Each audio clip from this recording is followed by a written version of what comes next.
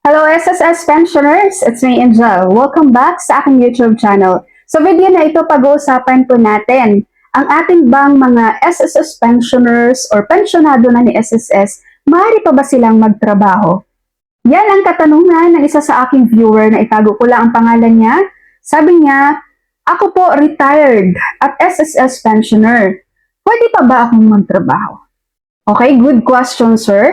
Para po sa ating mga SSS pensioners dyan na nagbabalak po ulit bumalik sa trabaho. Ganito kasi yon. Ang ating retirement age with SSS ay 60 to 64 years old, optional retirement. 65 years old ay compulsory retirement.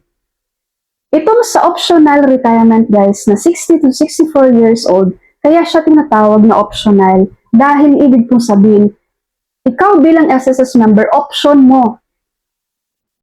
Mag-retire ka na ba with SSS? Gusto mo na bang maging pensionado? O gusto mo pang magpapatuloy ng iyong trabaho? Pipili ka lang dyan sa dalawa.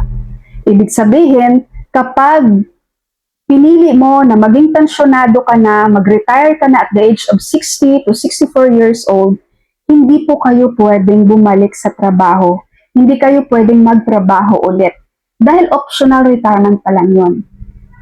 Pag magtrabaho kayo ulit guys, at nakita ni SSS na may contributions ulit ang iyong SSS, ibig sabihin nagtrabaho kayo ulit, so ang gagawin po ni SSS doon, isususpend ang iyong monthly pension.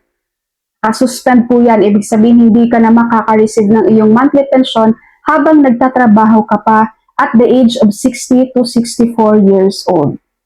Not unless, maliban na lang po guys, kapag ang iyong papasukang trabaho ay mapapakiusapan mo. Ma'am, pwede po bang wag niyo na akong kaltasan ng mandated contributions dahil nagpe-pensyon na ako ngayon kay SSS?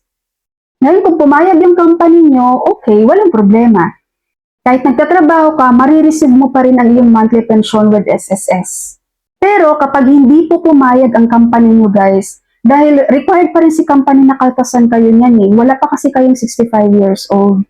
Okay? For example po 60 years old kang nag-pension na with SSS. Pagdating mo na 62 years old, bumalik ka sa trabaho mo, di ba? So, nasa optional retirement ka pa din. So, kapag kakaltasan ka na po ng employer mo ng contributions at nire-remit ka SSS, masususpend SSS ang iyong monthly pension. Kapag mag-retire ka na ulit, magre-reapply ka po kay SSS dahil magkakaroon po doon ng recomputation sa iyong magiging monthly pension. Dahil doon sa mga contributions mo na bago kay SSS. Okay? Pangalawa, kapag ikaw naman ay nasa compulsory retirement na, 65 years old ka na at gusto mong bumalik sa trabaho no, walang problema yun guys. Dahil hindi na kayo required, nakakaltasan pa ng contributions with SSS. Kahit nagtatrabaho kayo, continuous na yung monthly pension na matatanggap nyo.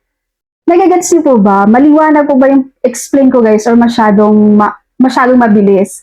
Basta ito lang yung tatandaan nyo.